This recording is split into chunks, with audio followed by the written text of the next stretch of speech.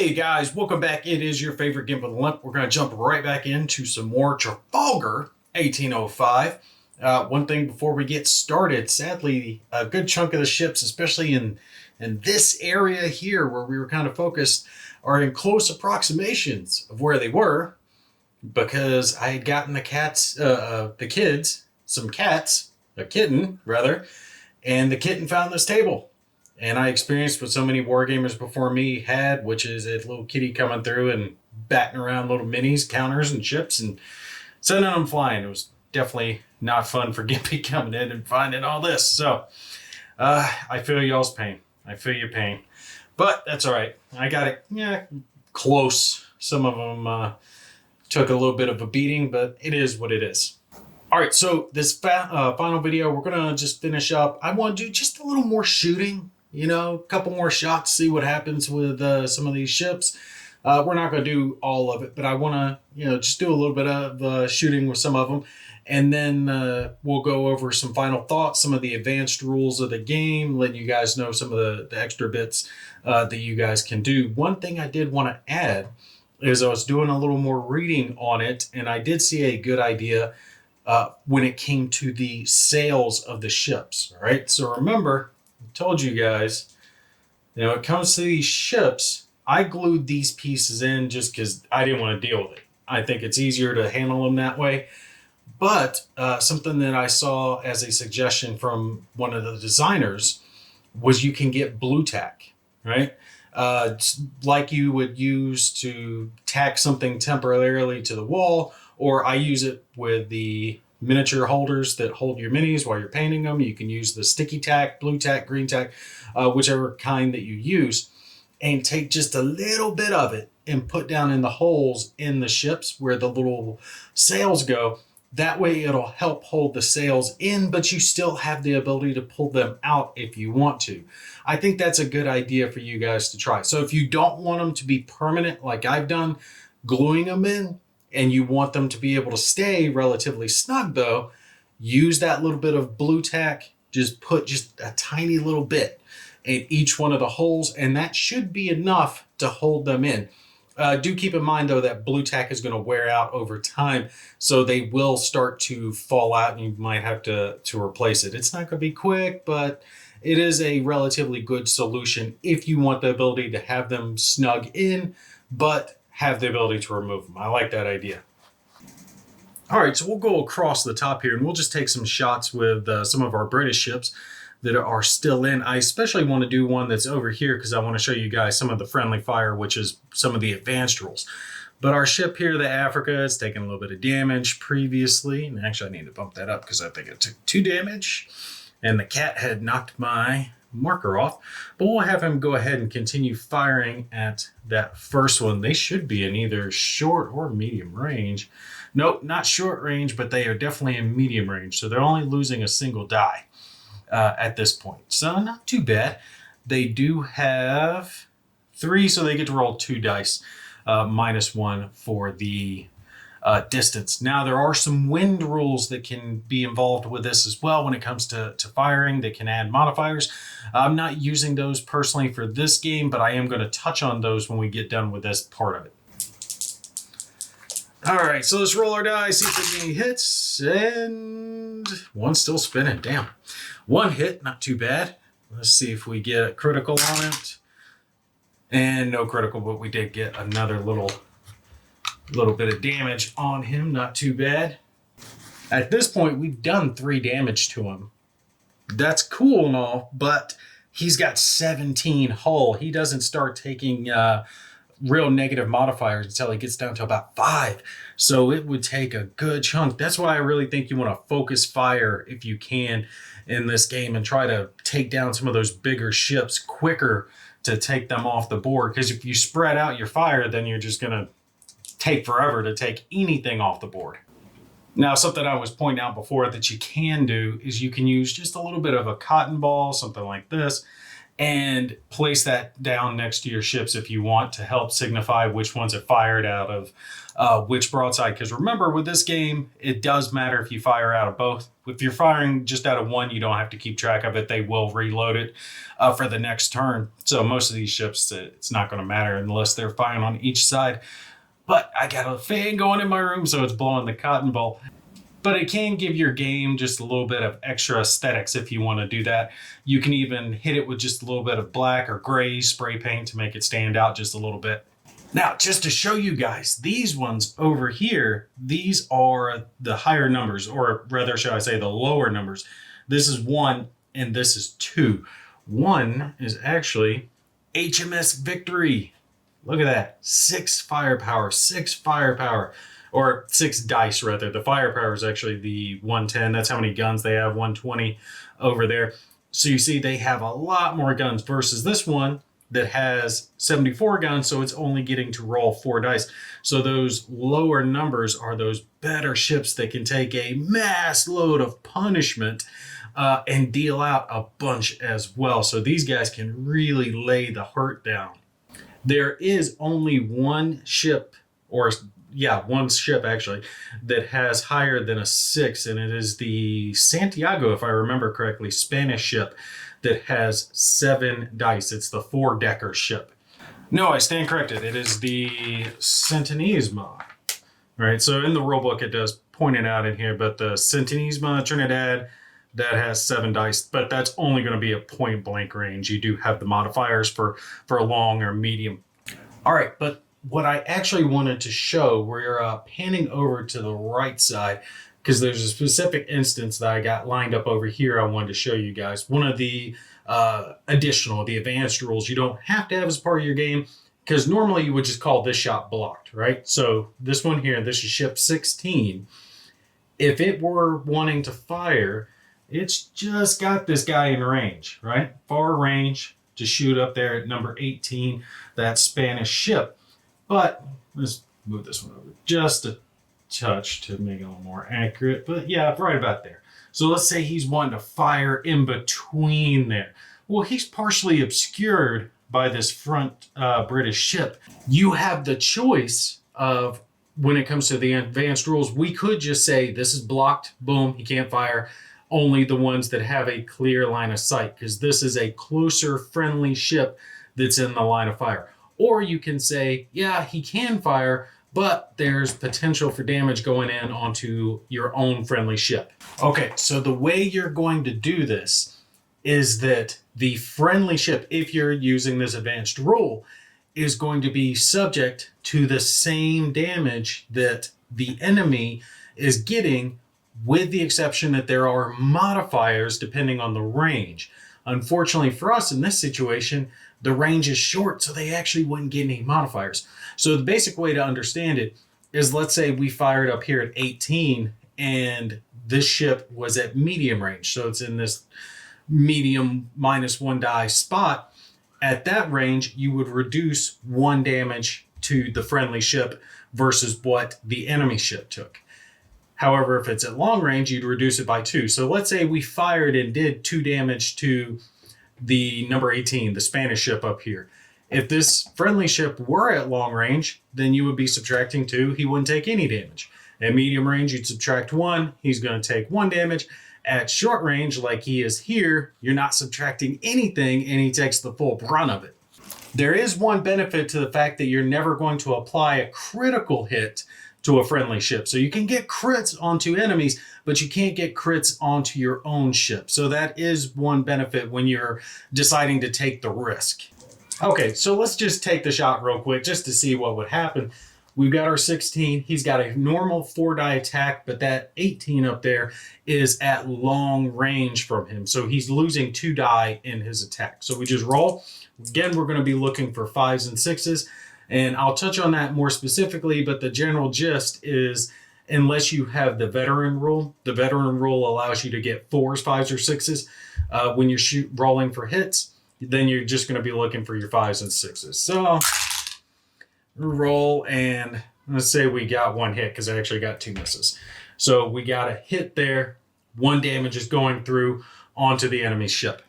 We'd still roll to see if we got a critical on them. We didn't get a crit, so no big deal. But we ended up putting 1 damage on the enemy ship, which means our friendly ship is going to take 1 damage as well because they don't have any modifiers going for them that's going to pull out some of that damage. So that's a rule that can benefit you at times if you got an enemy ship that you want to put enough to make them potentially flee or strike their flags or colors. Whatever the case may be, and maybe you're willing to take the risk, you can leave that friendly fire. I prefer to leave it in because, hey, stuff happens in war. Sometimes the good guys get a hit as well, so leave it in there and be able to take your chances. All right, so real quick, I want to go over some of the more advanced rules of the game that I haven't really touched on just yet. So just to look at them, we've got our advanced rules section here. First thing that it's going over is the fact that you can have the leaders, admirals, officers. I touched on this when we were showing the counters in the game that you can use. And you can add in these leaders that will apply modifiers depending on how good the leader was, which is actually kind of funny because they do have one that applies a bad modifier because of how poorly one of the admirals performed during the battle. So I think that's kind of neat. They added that part in. So this is just an extra layer of modification that you can add into the game if you want it. For me, hit or miss. You can take it or leave it. It just depends. If you've already got a bunch of other advanced rules that you have included, you don't necessarily have to add this one because it's something that could be easily forgotten. But in the same vein, it is also an easy rule that you can add in to add just a little extra depth to the game. Continuing on, there is the ability to add collisions, and there's the collision chart on the player aid itself, and this gives the ability for ships to run into each other, cause damage, and or even foul, so mess up the flow, the movement of the ship. I definitely like this one. This is one that I would definitely include because being able to mow down your enemy, screw it, charge, take them out that way, definitely like that. Friendly fire. This is the part that I was just talking about when it comes to shooting on enemy ships that are partially obscured by your own ships. The other one we got here, this is breaking the line and potentially causing enemies to flee combat or your own ships to flee combat. And what's talking about breaking the line is basically if enemies sail in. So you've got your ships sailing in a line, like our Spanish over here or British over here. If an enemy comes charging through, they're in the position to shoot at your bow, shoot at your stern, be able to cause some damage. Sometimes the captain would decide, screw it, I want to protect my crew versus sticking this one out. So we're going to strike our colors or we're going to run, we're going to sail away. So this isn't a good idea. That's what that rule adds into the game. So if you want that for your line to count, you are going to have to keep your ships like relatively close on top of each other for it to count when the enemy ship tries to break your line or you try to break the enemy's line. You can't have your ships like way spaced out apart each other where there's a bunch of space where you can sail through because that's not really breaking the line. Okay, so the next one is actually kind of neat and something I didn't know as much about. This is called nailing the colors. And it's where the Spanish ships basically do a screw it, we're going to fight to the death. There's no surrender. Never give up, never surrender, Galaxy Quest type thing. And they nail the colors and they don't surrender no matter what. So it doesn't matter if the officer dies or whatever, they're going to fight to the death. So they're either going to win or they're going to die trying. I like that rule. I think that's a cool rule to have in the game. Unfortunately, it only applies to the Spanish though. They're the only ones who are fanatical, I guess. This one I actually didn't read too much on because I don't play too much like this, but this is only applicable if there are several players per side. So for example, if you've got 3-4 people playing, there's a communications rule that you can add into the game. So maybe you've got one person controlling the British, one the Spanish, one the French, or something to that effect. You have to have more than 1 or 2 players for this communication signal thing to come in. All right. Veteran crew is something I touched on earlier when I was talking about rolling the die for combat. Basically, it affects things like your fatigue levels, and especially the big one is being able to hit on 4s instead of just 5s and 6s when it comes to combat, so that it will apply to ships that have a veteran crew and they get a little extra movement. That's something that you can add in or not add in. It's a really personal choice on whether or not you want to have veteran crews. That I could think might get a little unwieldy because, again, you're already looking on and off the table a lot since you have to compare the number of the ship to its card to figure out what their stats are, and then you have to worry about are they veteran or not veteran. Just one more thing to keep track of. It's up to you on whether or not you want to add it. The next bit of advanced rules you can add to the game, all of this is adding additional stuff when it comes to movement, okay? Making movement larger, so having more than just the 4, more specifics when it comes to the wind, and then strength and direction changes, and then it even can potentially affect combat as well. So this is one I probably wouldn't use. Now that depends completely on you. This is personal taste. For me, I get a little unwieldy when it comes to the wind rules in some of these games, especially Age of Sail games like this, and I can forget some of the modifiers. That's just me personally, if you've got more than enough. But there are multiple different parts here, so you don't have to change the direction of the wind if you don't want to. You don't have to have the other pieces on there, so you can pick and choose which ones you want to add. Personally, I like the way it works, the way it's already set up with the 1 movement for the first mast, 2 movement sticks for the middle, the main mast, and 1 more again for the rear. So you know what each one of those is worth for all the ships, easy to keep track of. Simple for the little bit of cotton ball going around. Simple to keep track of when it comes to these little maneuver templates. And then especially again, when it comes to the wind coming in and then the percentage of that wind value versus where it's hitting the ship. So easy, so streamlined the way it's already set up to work with all the different ships. I like it that way, so I would just leave it that way. But if you want it more in depth, you want to have faster ships, you want to have them moving farther, maybe that is something that you would want to add in if you were playing on a bigger player board than this. Definitely something you could add into it. Next little bit is making combat more specific. So additional rules when it comes to boarding, right? Stuff that you can add in, flooding, extinguishing fires, all that good stuff. And then when it comes to combat with the guns, this is one I would absolutely definitely add in. The ability to do the hot shot, the red ball, the double shot, ball and chain, grape shot for close range, trying to clear the decks. Love these. Counters for all of these are already included in the game. Definitely easy to keep track of. I would absolutely include these. These are awesome. And lastly, if you want to have things like harbor or coastal batteries, you do have rules that are included with the game, so you can have those added as well. That's different than the Trafalgar scenario itself, which right here. But if you want to have a different scenario you're playing out, you absolutely can set that up, and there are rules in the game to cover it. All right, so ultimately, when it comes to Trafalgar 1805, I like the game. I think there is a good amount of gameplay here, especially just when it comes to the Trafalgar scenario itself, the way it's set up, the amount of ships that are involved, the turn limit, which honestly, if I were still playing, I'd just have fun with it if I even got past the 24 turns. The 24 turns will take you a while to play through. There's a lot of moving parts here, and it's not overly complex. Age of Sail games can get definitely too complex if you start worrying about too many wind rules and too many boarding rules and too many ball and shot. Like, it starts to add up when you have this just huge culmination of rules trying to account for all the different pieces of the ship and the cannons are firing and all that good stuff. But with Trafalgar, you really don't have that. Now, it can be if you add in every single advanced rule, but you don't have to. You can really kind of pick and choose which ones you want to add into the game.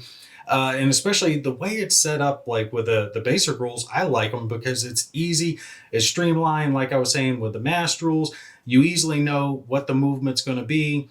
The template makes it easy to figure out ranges. You already know easily what amount of dice are going to get removed. And then when you're looking at the ship boards themselves, it's easy to keep track of the amount of hull they got left, crew fatigue, how many dice they're rolling for their cannons, whatnot. Every piece of it is nice and just streamlined and easy to play which is something you need for a game of this size because you've got roughly 30 ships on each side that you're moving, and that's a lot of parts that you have to deal with. And like I said, at first, I did not like the way it was set up with the ships being numbered.